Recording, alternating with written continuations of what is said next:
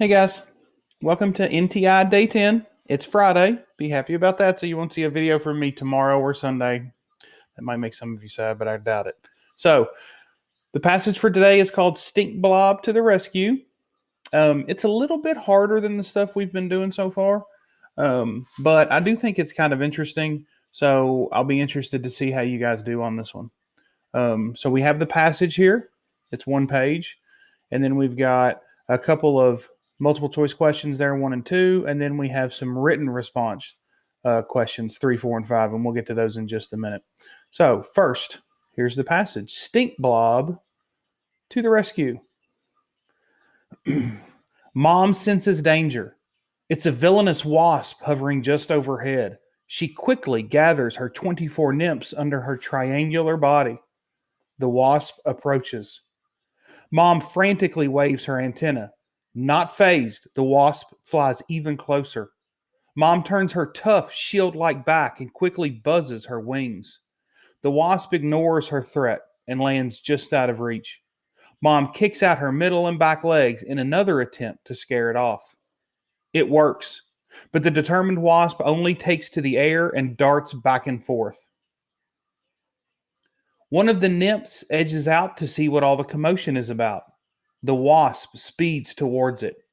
Mom's ready and silently drops her most powerful secret weapon, the stink blob. The wasp catches a whiff of this noxious smell and zips away in the opposite direction. Lunch will have to wait. Stink bugs range from 6 to 12 millimeters in size and come in various colors. Most are brown, gray, and green.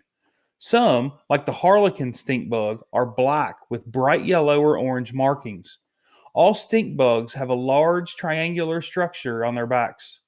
This raised covering points towards their hind end and is called the scutellum.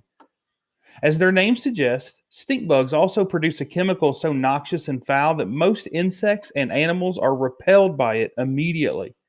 However, the stench gob is used only as a last resort since it saps the bug of most of its energy.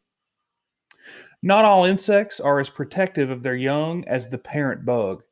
She will protect her young even when they're old enough to be on their own. When the young wander off, they secrete a scent trail. If in trouble, they send out a powerful alarm scent.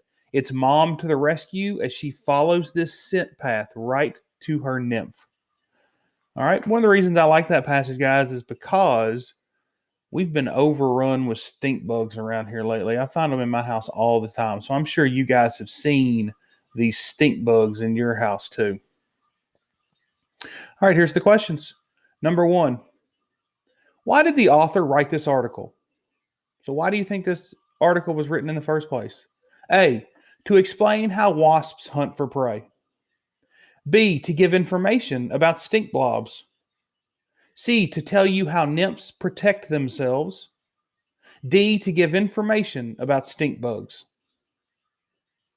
Number 2, why do stink bugs release their terrible smell only as a last resort? A, releasing the odor could kill nymphs. B, releasing the odor will help predators find them. C, releasing the odor takes lots of energy. D, releasing the odor kills plants. All right, number 3. Why are stink bugs called the parent bug? Now remember, if you have no idea, if you don't remember that, go back up into the passage. We're going to look for this here, parent bug, okay? So up here in the passage, just kind of scan it real quick. You don't have to look at every word, see what you can find. Oh, look at that right there. Parent bug.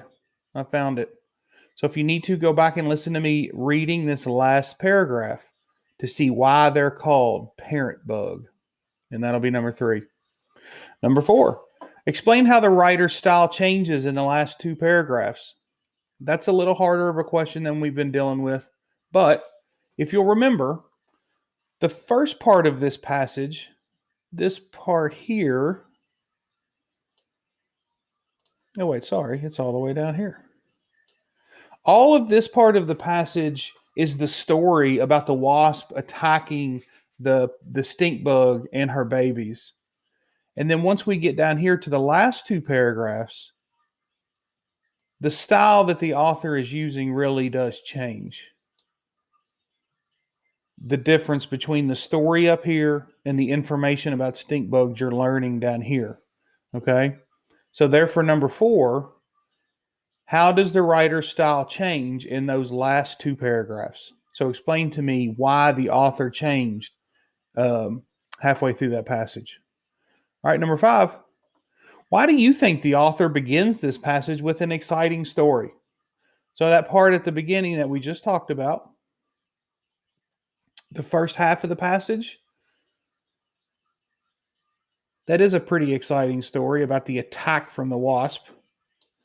So why do you think the author started the story with that? Now, if you're in 5th grade and you've had writing class with Miss Vinoy, you're going to know why the author started the story with that. Because when you're writing your own writing responses, this is a good way to start. The way the author did for this one. So just to kind of try to explain why the author did that, it's a pretty powerful tool when you're writing.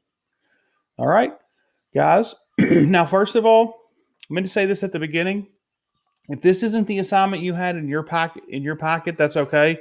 I think week 2, for some reason, for some of you guys got a little messed up. Some of you have some different work than other ones. But as long as your work says Mr. Ernest NTI Day 10 at the top, it's fine. Do it the best you can and turn it in when you can, and I'll give you credit for it. Next week, once we get into next week, all of that stuff will be the same for everybody. So hopefully those passages will help everybody out. So that's the end of day 10. I won't see you for a couple days, and then we'll be back here for NTI Day 11 on Monday. Bye, guys. Be good and safe.